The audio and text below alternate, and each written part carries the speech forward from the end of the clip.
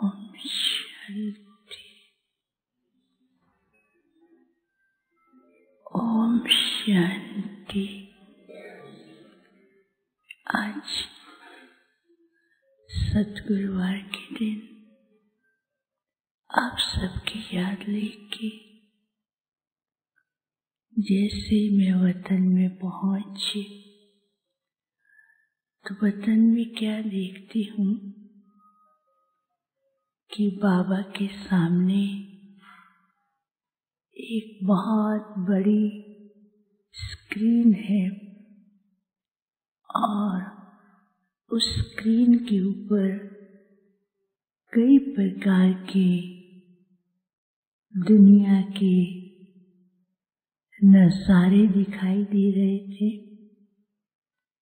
एक तरफ लोग बहुत भयभीत, दूसरी तरफ कुछ लोग आसमान की ओर चक्कर लगा रहे हैं, कुछ ऐसे ही पहाड़ों की एज के ऊपर खड़े हैं और कुछ ऐसे थे, इतना क्रोधित रूप था जैसे कि उनके हाथ के अंदर ऐसी पावर थी कि अपने उस क्रोध के स्वरूप के अंदर क्या कर डालें, इस प्रकार से वो अपने स्वरूप के अंदर खड़े हुए दिखाई दे रहे थे और बाबा उनको देख भी रहे हैं।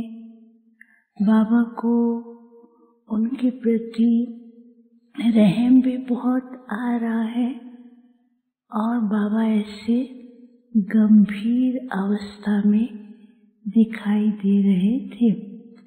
फिर दूसरी तरफ क्या देखती हूँ, एक बहुत बड़ा पर्दा था और पर्दे के पीछे कुछ योगी, कुछ एंजल्स के रूप में और कुछ साधारण रूप में दिखाई दे रहे थे। और कुछ सेकंड के बाद बाबा ने मेरी ओर देखा, कहा आओ बच्चे। तो मैंने कहा बाबा आज आप क्या देख रहे हैं? तो बाबा फिर भी शांत और गंभीर अवस्था में दिखाई दे रहे थे। बाबा ने कहा आज बाप देख रहे थे कि इस पुरानी दुनिया की हालत क्या है।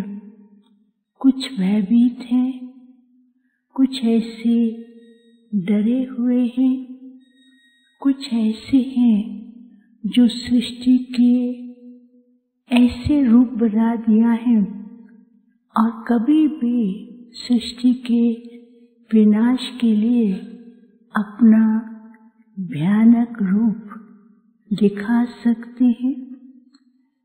तो बाबा ने कहा आज बाप सृष्टि के स्वरूप और अपने बच्चों के स्वरूप को देख रहे थे।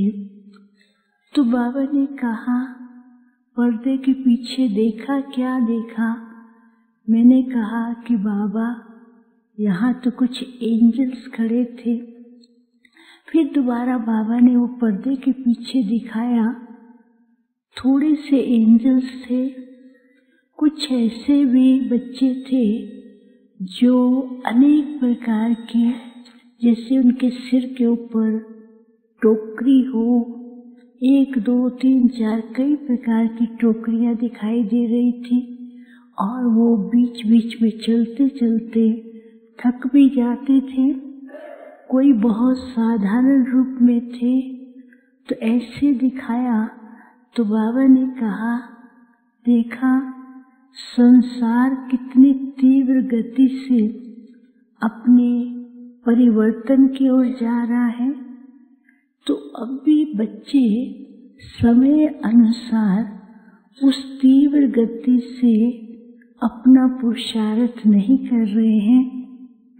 कई बच्चों ने कई प्रकार के बोझ की टोकरियां अपने सिर के ऊपर रखी हैं और चलते चलते थक जाते हैं। कई रास्ते में विश्राम करने के लिए बैठ जाते हैं और कोई बाहरी अट्रैक्शन जो साइंस के अभी लेटेस्ट आकर्षण है, उन आकर्षण की ओर प्रभावित हो जाते हैं। और कई बच्चे ऐसे हैं जिन्होंने अपने सामने कई प्रकार के मुखौटे लगा के रखे हैं। तो बाबा ने कहा, कब तक ये बच्चे पर्दे के पीछे रहेंगे? बाप तो बच्चों को प्रत्यक्ष करना चाहता है। बाप चाहते हैं मेरे बच्चे विश्व के सामने प्रत्यक्ष हों, लेकिन अभी तक बच्चे अपने आप को पर्दे के पीछे रखे हुए हैं, क्योंकि पुरुषार्थ की गति बहुत हल्की है। समय अनुसार इनका बैलेंस नहीं हो रहा है। तो बाबा ने कहा, कई बच्चों ने मैंपन के कई मुखौटे लगाए हुए हैं और कई बच्चों ने ऐसे ही बिना किसी सोच समझ के कई तरह के संकल्पों के बोझों की टोकरियां सिर पर रखी हैं। और कई बच्चे बाहरी आकर्षण में प्रभावित होकर के थक जाते हैं, विश्राम करते हैं और कोई साइंस के जो लेटेस्ट इन्वेंशन है उसके प्रभाव में आकर के अपना रास्ता भूलते जा रहे हैं। तो बाबा ने कहा, सृष्टि के परिवर्तन का समय तेजी से भाग रहा है, अभी बच्चों को क्या करना है? तो मैंने भी कहा, बाबा अब क्या करे, बच्चे पुरुषार्थ तो कर ही रहे हैं। तो बाबा ने कहा, आज बाप बच्चों को विशेष 3 बातें बता रहे थे। बाबा ने कहा, समय अचानक रूप दिखाएगा, उस समय बच्चों की सेवा और प्रत्यक्षता की अति आवश्यकता है। तो इसलिए बच्चों को 3 बिंदी बाबा ने दिखाया। तो पहली बिंदी में लिखा हुआ था संपूर्णता और पवित्रता। तो बाबा ने कहा, बच्चों को समय के बारे में ज्यादा चिंतन न करके अपनी पवित्रता की स्टेज और संपन्नता की स्टेज को ऐसा बनाना है। और ये बिंदी इतनी पावरफुल होगी जो आपके ब्राह्मण जीवन के अंदर एक चमत्कार दिखाएगी, खुद को भी अनुभव होगा और दूसरों को भी करा सकेंगे। दूसरा, बाबा ने कहा, अभी जो बच्चों को आदत पड़ गई है कि कई प्रकार के बोझ उठाने की और कई प्रकार के बाहरी रूप का अपना शो करते हैं, मुखौटे दिखाते हैं, तो बाबा ने कहा अपने आंतरिक स्व अधिकारी स्टेज पर रहें। बाप ने जो स्टेज दी है अपने स्व अधिकारी संपन्न स्वरूप का अनुभव करते रहे। शक्तियां स्वतः ही बच्चों के सामने काम करेंगी। और तीसरा, बाबा ने कहा आगे चलकर के समय आने पर बच्चों की और बाप की प्रत्यक्षता, ये बच्चों का काम है, सफलता होनी ही है, लेकिन बच्चों को अपने संपन्न स्वरूप और ओरिजिनल जो प्योरिटी संस्कार है उसके ऊपर विशेष ध्यान देना है, तो जिससे बच्चे बाप को प्रत्यक्ष कर सकेंगे। और बाप तो बच्चों को विश्व के सामने आगे रख ही रहा है और यही बच्चे मेरे विश्व के होवनहार अधिकारी हैं। तो बाप को भी नाज है, लेकिन अभी तक जो पर्दे के पीछे अपनी गति को ऊंचा नहीं बना पा रहे हैं, तो बाबा ने कहा बच्चों को अभी बाहरी स्वरूपों से हट करके सूक्ष्म रूप की ओर जाते हुए अपना ऐसा पुरुषार्थ करेंगे तो फिर आगे चल करके प्रत्यक्षता का पर्दा भी बच्चों को ही खोलना है। बाप ने तो तैयार करके रखा ही है, लेकिन अभी बच्चों को अपनों को वैसा ही तैयार करना है और संपन्न बनना है। तो बाबा फिर ध्यान खिंचवा रहे थे कि संसार की परिस्थिति और समय किस तीव्र गति से परिवर्तित हो रहा है, वो बाबा बच्चों को फिर से याद दिला रहे थे। बाबा ने कहा अचानक कभी भी कैसे भी किसी भी रूप में क्या भी हो सकता है, लेकिन बच्चे अपने ओरिजिनल स्वरूप में टिक करके अपने को संपन्न बनाए। फिर बाबा ने सबको याद दिया, बाबा को भोग स्वीकार कराया। बाबा फिर बच्चों को इमर्ज करके बाबा ने कहा बाप जानते हैं बाप के सामने बाप के घर में लाडले बच्चे आए हैं, तो बाबा ने सबको इमर्ज करते हुए दृष्टि भी दे रहे थे और दृष्टि से वरदान भी दे रहे थे। बाबा मुस्कुरा भी रहे थे, का भाग्यशाली हैं और सदा अपने भाग्य को सामने रख करके आगे बढ़ते रहे। फिर बाबा ने सबको याद दिया। ओम शांति। बाबा के पास आज वतन में भोग लेकर बाबा के करीब पहुंची।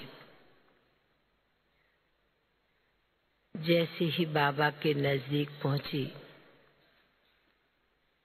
तो बाबा ने कहा जो जोन आया है सागर में नदी में गंगा पार करते हुए बाबा के घर में पहुंचे हैं। सागर में भी स्थूल रीति से कईयों ने डुबकी लगाई होगी, नदी में भी स्नान किया होगा। तो बाबा ने कहा कि जिस प्रकार दुनिया में साकार में नदी सागर में स्नान करने के बाद मनुष्य समझते हैं कि पावन बन जाएंगे, तर जाएंगे। बाबा ने कहा वह तो स्थूल बात रही, दुनिया की बात रही, पर बाबा के घर में जो भी बच्चे आए हैं विशेष ज्ञान सागर में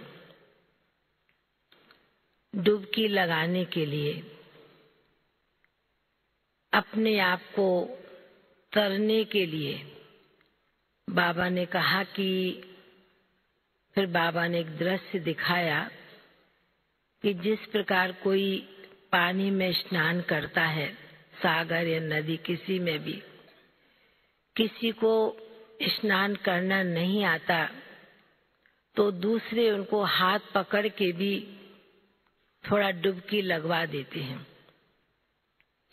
कोई मजबूत पहलवान होता है तो दोनों हाथ से पकड़ के उसे डुबकी लगवाते हैं, क्योंकि आया है तो थोड़ा कम से कम पानी में पांव डाले, ऐसी लोगों की भावना होती है। तो बाबा ने कहा कि बाप तो बच्चों को, चारों तरफ के बच्चों को यह देख रहे हैं कि बच्चे जहां से भी आए हैं, जिस स्टेट से भी आए हैं, ज्ञान सागर बाप के पास ज्ञान सागर में डुबकी लगाने के लिए, रतन लेने के लिए बाबा ने कहा बाबा के घर में पहुंचे हैं। तो बाबा ने कहा कि जिस प्रकार दुनिया में जो कोई स्नान करना नहीं आता, डुबकी लगाना नहीं आता, उसको हाथ पकड़ के करते हैं। तो बाबा ने कहा उसी प्रकार संगम युग का समय हर ब्राह्मण बच्चे के लिए कम से कम हर ब्राह्मण बच्चा एक नहीं तो 5-5 आत्माओं को भी ऐसा ज्ञान के वाइब्रेशन देवे, उन्हें ज्ञान की डुबकी लगाना सिखाए। तो बाबा ने कहा तभी जो दुनिया में कहते न भव सागर से पार ले जाने वाला, तो बाबा ने कहा बाप तो है ही भव सागर से पार ले जाने वाला, पर आप मास्टर बच्चे भी भव सागर से अन्य आत्मा को तारने वाले बच्चे हो। तो बाबा ने कहा कि इसलिए साकार में तो कईयों को आदत है ही, पर बाबा ने कहा कि बाबा के घर से इतना अपने आप को भरपूर, इतना शक्तिशाली बनाकर जाना है हर ब्राह्मण बच्चे को, जो अपनी अपनी जगह पर हर आत्माओं को कम से कम 5 आत्माओं को भी, सारे साल में 10 आत्माओं को भी बाबा का संदेश देना है। तो बाबा ने कहा कि जिस प्रकार बाप को पतित पावन भी कहते हैं, पार लगाने वाला भी कहते हैं, तो बाबा ने कहा आप बच्चे भी मास्टर तारनहार भी हो। तो बाबा ने संदेश इतना दिया। बाकी तो बाबा के सन्मुख कई आत्माओं की विशेष याद दी। बाबा ने भी उन्हें विशेष रूप से मर्ज करते बड़े प्यार से उन्हें भोग स्वीकार कराया। बाबा ने कहा अच्छा है, यह स्थान भी विशेष सागर और नदी का, ब्रह्मा बाप का और शिव बाप का यादगार स्थान है।